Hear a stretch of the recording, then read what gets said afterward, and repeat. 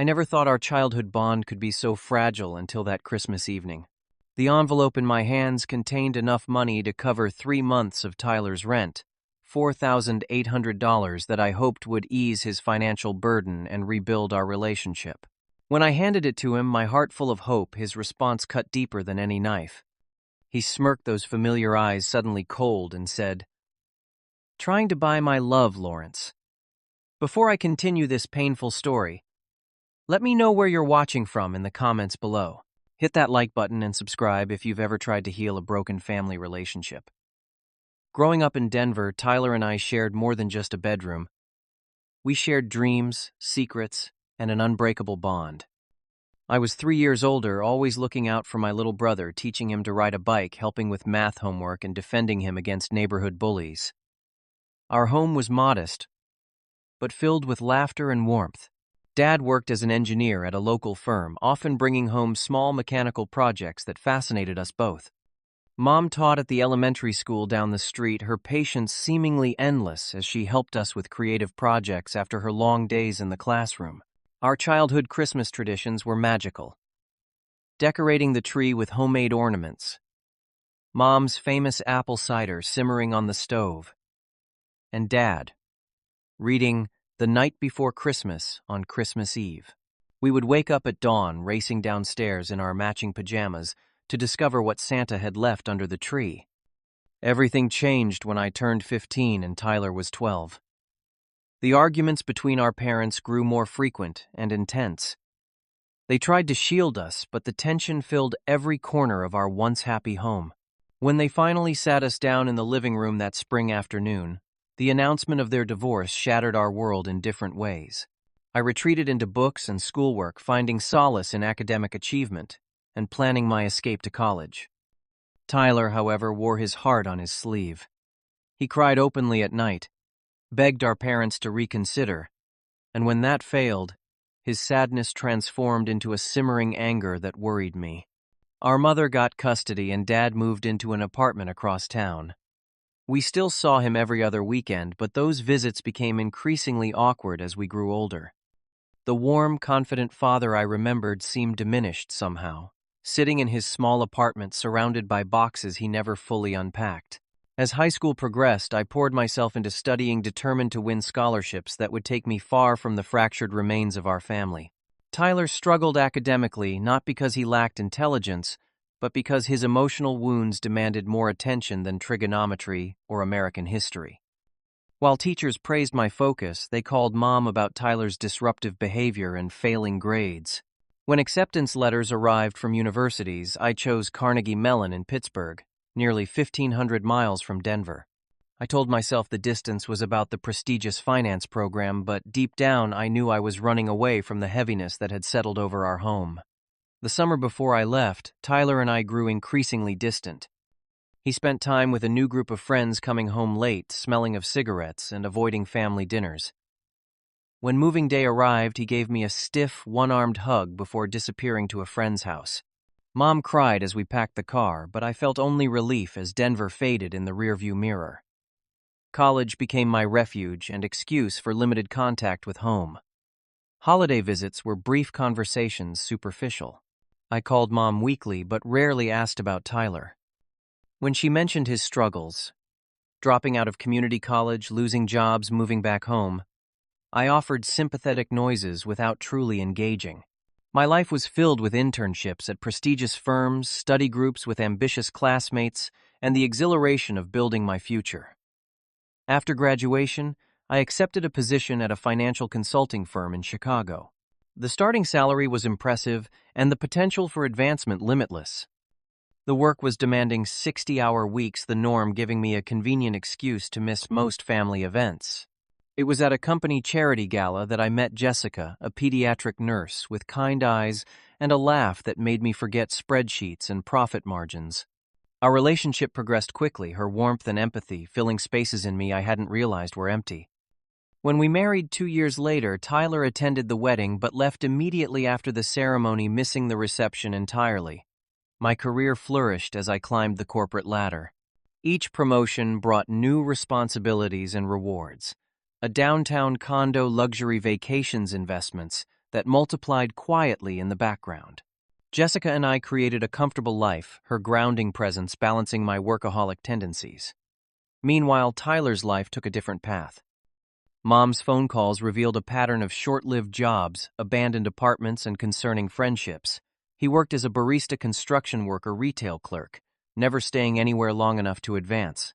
He had artistic talent, photography and graphic design, but dismissed it as hobby stuff whenever Mom suggested formal training. Then, 2 years ago, Mom's sudden heart attack changed everything. The call came on a Tuesday afternoon during a client meeting. By the time I reached Denver, she was gone. Tyler sat alone in the hospital waiting room, red-eyed and unkempt, a stranger I barely recognized. The funeral was small and solemn. Dad, now remarried and living in Arizona, stood awkwardly beside us at the cemetery. Tyler and I moved through the rituals of death like actors in different plays, unable to find authentic connection even in shared grief. Mom's will was straightforward. Her modest savings and the family home divided equally between us. I suggested selling the house and splitting the proceeds, but Tyler wanted to stay. Eventually, he agreed to sell, using his portion as a down payment on a small apartment and putting the rest in savings that dwindled alarmingly fast. After returning to Chicago, I fell back into work routines, pushing grief aside for quarterly reports and client acquisitions. Tyler and I exchanged occasional texts, birthday wishes, holiday greetings, formal communications between people who shared DNA but little else. Last November, a rare call from Dad disrupted my carefully compartmentalized life. After awkward small talk, he cleared his throat and said, "I spoke with Tyler last week. He's struggling, Lawrence. Lost another job. Might lose his apartment." The silence stretched between us before he added, "He would never ask for your help, son, but he needs it." That conversation haunted me for days. Jessica noticed my distraction and listened patiently as I unpacked decades of complicated feelings about my brother. "Christmas is coming," she said simply. "Maybe it's time to rebuild that bridge." The idea took root. I could help Tyler financially. 3 months of rent would give him breathing room to find stable employment. More importantly, it would show him I cared, that despite years of distance, blood still meant something. I pictured his face lighting up with gratitude, imagined tentative steps toward reconciliation. For the first time in years, I felt hopeful about our relationship. Jessica and I planned every detail of the Christmas gathering at our Chicago home. We transformed our modern apartment with traditional decorations. A noble fir, adorned with ornaments, garlands draped across the fireplace mantel, and cinnamon-scented candles, creating a warm, inviting atmosphere. Jessica prepared a feast, roast turkey with all the trimmings, cranberry sauce made from Mom's recipe, and Tyler's favorite pecan pie for dessert. Inviting Tyler wasn't easy. He declined twice before reluctantly agreeing when I offered to pay for his flight. "Just for dinner," he specified. "I have plans the next day." I bit back disappointment and focused on gratitude that he'd agreed at all. The night before Christmas Eve, I sat at my desk, writing a heartfelt note to accompany the check for $4,800, representing 3 months of rent for his Denver apartment. The words came slowly, my pen hovering over premium stationery as I struggled to express feelings long suppressed. The final letter was simple, but sincere, expressing my desire to help and my hope for a renewed relationship. I sealed it in a cream-colored envelope, wrapped it in silver paper with a blue bow. Tyler's favorite color since childhood. Christmas morning, Jessica squeezed my hand as we waited for Tyler's arrival. "It will be fine," she reassured me. "Just be patient." But as minutes ticked into hours past, the agreed time anxiety gnawed at my composure. When the doorbell finally rang at 3:30 p.m., 2 hours late, relief washed over me despite my irritation. Tyler stood in the hallway, thinner than I remembered, dark circles under his eyes. His hair was longer, his face partially hidden behind a scruffy beard. He wore jeans with a worn leather jacket, casual attire that contrasted sharply with our festive sweaters. "Traffic," he mumbled by way of explanation. though we both knew the excuse was hollow. The initial embraces were awkward conversations stilted as we navigated the minefield of safe topics. Jessica worked valiantly to ease the tension, asking Tyler about Denver, commenting on changes to the city since her last visit. He answered politely but briefly, his eyes constantly darting around our apartment, taking in the expensive furniture, the original artwork, the floor-to-ceiling windows, showcasing the Chicago skyline. "Nice place," he finally said, an edge to his voice. "Must be great to be so successful." The word successful carried weight, heavy with unspoken comparisons. Dinner proceeded with surface-level pleasantries interrupted by uncomfortable silences. When Jessica mentioned our recent vacation to Belize, Tyler laughed without humor. "Must be nice to jet off whenever you want. Some of us are just trying to make rent." I swallowed the defensive retort rising in my throat, Jessica's warning glance reminding me of our goal. Reconciliation, not confrontation. We made it through dinner and dessert, the conversation growing marginally more natural as Tyler relaxed slightly, sharing a funny story about a neighbor's over-decorated apartment that briefly reminded me of my brother's once sharp wit.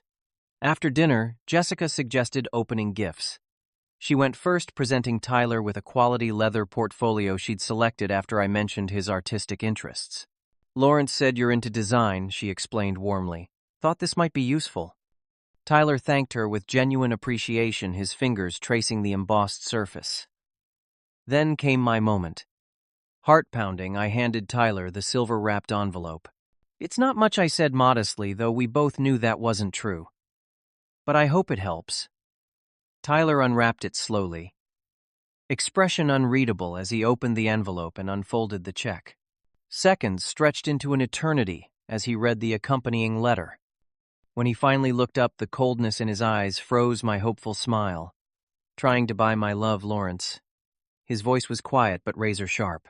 "Always the hero, right? Poor Tyler needs Big Brother's money because he's such a failure." "That's not," I started, but he continued, his voice rising. 3 months' rent, what's that to you? 1 bonus. A good day on the stock market." He crumpled the check in his fist. "Did you think I'd fall to my knees in gratitude?" "Thank the almighty Lawrence for his generosity." Jessica intervened, her voice calm but firm. "Tyler, that's not fair. Lawrence just wants to help." Help, Tyler laughed, a harsh sound devoid of humor. "He wants to feel better about abandoning his family, about leaving Mom to deal with everything while he built his perfect life." The accusation struck like a physical blow. "I didn't abandon anyone," I protested. "I went to college. I built a career. That's normal." Normal, Tyler stood now, voice trembling with emotion. "You never called. Never visited. Except for flying in for holidays and flying right back out. Do you know Mom kept every graduation announcement, every job promotion in a special album? 'Look what Lawrence accomplished,' she'd say. Why can't you apply yourself like your brother?" The revelation stunned me into silence as Tyler continued, years of resentment pouring forth. "You were gone, but your ghost haunted every room of that house. Every achievement of yours was a reminder of my failures. Every Christmas and birthday you missed was another disappointment." Before I could respond, Tyler threw the crumpled check toward the fireplace, missing the flames but making his intention clear. "Keep your money. I don't need your pity or your guilt offerings." He grabbed his jacket and headed for the door. "Tyler, wait," I called, following him into the hallway. "I didn't know. I just wanted to help." He paused, hand on the doorknob, something vulnerable flickering across his face before hardening again. "You want to help? Try being a brother instead of an ATM." The door slammed behind him, leaving me standing shocked in the sudden silence. Jessica found me still staring at the closed door minutes later. "He didn't mean it," she said, gathering me into her arms. But we both knew that wasn't true. Every word Tyler spoke had been building for years, each syllable weighted with authentic pain. I retrieved the crumpled check from beside the fireplace, smoothing it against my knee.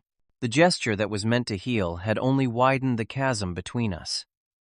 As Christmas lights twinkled mockingly through our windows, I wondered if some bridges once broken could never be rebuilt. The days following Christmas blurred into a haze of regret and confusion. I returned to work mechanically, my mind replaying Tyler's words on endless loop. Jessica suggested I seek professional help to process the confrontation, but I resisted, convinced I could solve this family puzzle on my own. A week passed with no contact from Tyler. My texts went unanswered, calls directly to voicemail. The silence felt both punishment and challenge. When January arrived with its biting Chicago wind and leaden skies, my usual drive for work achievements felt hollow, meaningless against the backdrop of familial failure. My conversation with Dad provided little clarity. "Your mother always did favor you," he admitted reluctantly when I pressed. Not intentionally, but it was there. I should have done more to balance things after the divorce. His confession added another layer of guilt to my already burdened conscience. It was Jessica who suggested contacting Amanda Peterson, a childhood friend who had grown up on our street in Denver. "She knew both of you," Jessica reasoned. "Maybe she has perspective you're missing." A social media search located Amanda, now a child psychologist in Boulder, who agreed to meet during my hastily arranged trip to Colorado. We met at a coffee shop near her office, the January sun weak but persistent through the windows. Amanda had changed little. The same thoughtful eyes and direct manner I remembered from neighborhood games of hide-and-seek. After brief catch-up pleasantries, I explained the Christmas disaster and my confusion. Amanda listened without interruption, then set down her mug deliberately. "Lawrence, I need to be honest with you. Growing up, everyone admired you. Teachers, parents, kids on the block. You were the golden child, smart, athletic, confident. But being your brother..." She paused, choosing her words carefully. "Tyler lived in your shadow, and it was a big shadow." She described incidents I had forgotten or never noticed: Tyler's science project, earning second place while teachers reminisced about my first-place win 3 years earlier. Mom introducing Tyler as Lawrence's brother at school functions. Coaches constantly comparing Tyler's athletic performance to mine. "After you left for college, it got worse," Amanda continued. "Your mom was so proud of you, which was natural, but she wielded your accomplishments like a weapon sometimes. Lawrence never struggled with his grades. Lawrence would never behave this way. It was constant, and Tyler internalized every comparison." Her words painted a picture so different from my understanding that I struggled to reconcile it with my memories. "But I worked hard for everything I achieved," I protested weakly. "No one's saying you didn't," Amanda replied gently. But Tyler felt like no matter how hard he worked, he could never measure up to the perfect older brother. And when you left and rarely came back, he felt abandoned on top of inadequate. The conversation with Amanda haunted me as I drove to our old neighborhood the next day. The family home had new owners. The blue paint replaced with beige, the maple tree we'd climbed now gone. I continued to a storage facility across town where I kept boxes from Mom's house. Neither Tyler nor I had been ready to sort after her death. Among photo albums and high school yearbooks, I discovered a wooden box I'd never seen, hand-carved with our family name. Inside were dozens of letters addressed to me in Tyler's unmistakable handwriting, none bearing postmarks. Letters he'd written, but never sent. I sat on the cold concrete floor reading through years of my brother's life. His excitement about making the JV basketball team, his devastation when our family dog died, his pride in photography awards. I never knew he'd won. The later letters grew darker. Descriptions of depression, feelings of worthlessness, resentment toward me mixed with painful longing for the brotherhood we'd once shared. The most recent letter, dated just a month after Mom's funeral, contained a line that brought tears to my eyes. "Sometimes I hate you, Lawrence, but I miss my brother every single day." I left the storage unit with newfound clarity and determination. My brother wasn't angry because I'd succeeded. He was wounded because I'd disappeared from his life, while still somehow dominating it. The money I'd offered at Christmas wasn't just insufficient. It was insulting, reducing our complex relationship to a financial transaction. 3 days into my Colorado stay, my phone rang at 2 a.m. An unfamiliar number with a Denver area code. A hospital administrator speaking in practiced, compassionate tones. Tyler had been in a car accident. Nothing life-threatening, a broken arm concussion, various cuts and bruises, But he was asking for me. The hospital corridors seemed endless as I followed a tired nurse to Tyler's room. He lay on white sheets, looking smaller, somehow vulnerable in the hospital gown, his left arm in a cast. Seeing me in the doorway, he attempted a smile that transformed into a grimace of pain. "You came," he said simply. Of course I came. The words felt inadequate against the years of absence they contradicted. The doctor explained that Tyler had swerved to avoid a dog crossing the street and hit a telephone pole.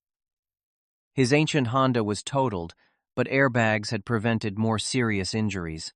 He would be released tomorrow, but needed someone to stay with him for at least 48 hours due to the concussion.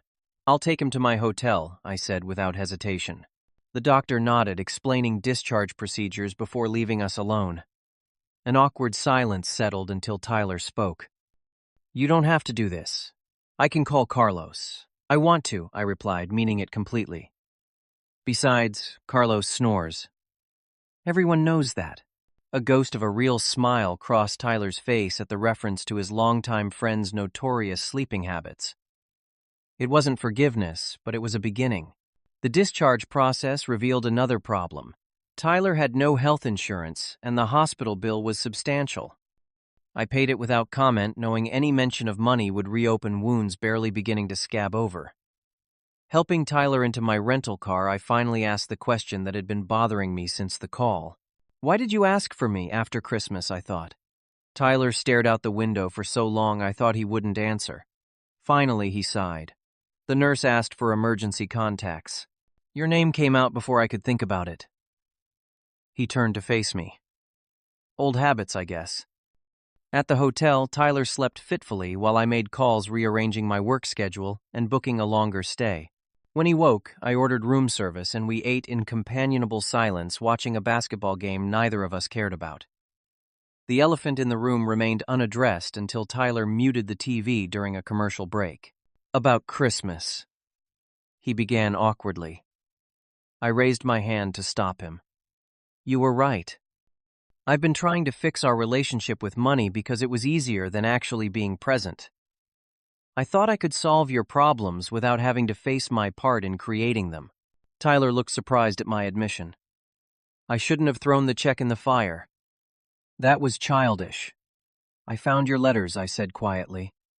"In Mom's things." Color drained from his face.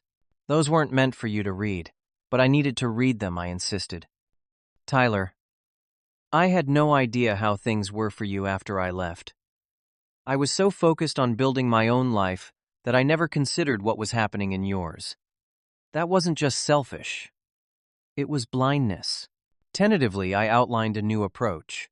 Not money thrown at problems from a distance, but actual involvement. Time instead of cash. Presence instead of presence. "I can't change the past," I concluded, "but I'd like to try being a real brother again if you'll let me." Tyler studied me with wary eyes. "And if I mess up, if I'm not suddenly fixed by your attention—" "This isn't about fixing you," I clarified. "There's nothing wrong with you. This is about fixing us, our relationship. And it won't happen overnight." That night became the first of many honest conversations. Tyler revealed his struggles with depression, how art had become his refuge, how he'd sabotaged opportunities out of fear of failure. I shared my own insecurities hidden beneath professional success, the emptiness of achievements celebrated alone, the subtle strain my emotional distance had placed on my marriage. When Tyler was well enough to return to his apartment, I went with him, shocked by the conditions he lived in. The building was run down, the one-bedroom unit sparsely furnished, except for an expensive camera and computer setup, his priorities evident in the contrast. But the walls displayed his photography, stunning urban landscapes and portraits revealing a talent I'd never fully appreciated. Instead of returning to Chicago immediately, I stayed an extra week. We established a routine. Breakfast at a local diner, helping Tyler with physical therapy exercises, exploring photography exhibits and graphic design studios in the afternoons. I discovered my brother had developed an impressive portfolio despite no formal training, his self-taught skills evident in composition and technical execution. Before leaving Denver, I made 2 proposals. First, weekly video calls, not obligatory check-ins, but real conversations. Second, I would help him research graphic design courses that could formalize his skills into marketable credentials, but only if that aligned with his own desires. No more big brother dictating your path, I promised. But I'd like to support whatever path you choose. Over the following months, our relationship evolved cautiously. Tyler enrolled in online design courses, discovering a passion for user experience design that combined his visual talents with problem-solving abilities. Our weekly calls became something I looked forward to rather than an obligation. In March, I helped Tyler create a professional website showcasing his work. By April, he had secured his first freelance project, small but legitimate. When he called to share the news, his excitement was contagious, reminding me of the enthusiastic boy who had once followed me everywhere. Jessica noticed the change in me, commenting that I seemed lighter somehow. "You're addressing the guilt you've carried for years," she observed. "That creates space for joy." Her wisdom, as usual, hit the mark. Summer brought Tyler to Chicago for a week-long visit that went surprisingly well. He and Jessica bonded over shared interest in photography, and I took time off work to properly show him the city. Standing at the edge of Lake Michigan watching Tyler photograph the skyline at sunset, I felt a contentment that no professional achievement had ever provided. In September, we visited Mom's grave together, placing fresh flowers and sharing memories both painful and precious. Tyler revealed he had avoided the cemetery since the funeral, unable to face the loss alone. Together we began healing not just from her absence, but from the years of misunderstanding she had unintentionally fostered. By December, Tyler had secured a position with a Denver marketing firm, his natural talent enhanced by his new credentials. When he called to share the news, he hesitated before adding, "I was thinking maybe I could come for Christmas again. Do it right this time." The holiday gathering this year was different.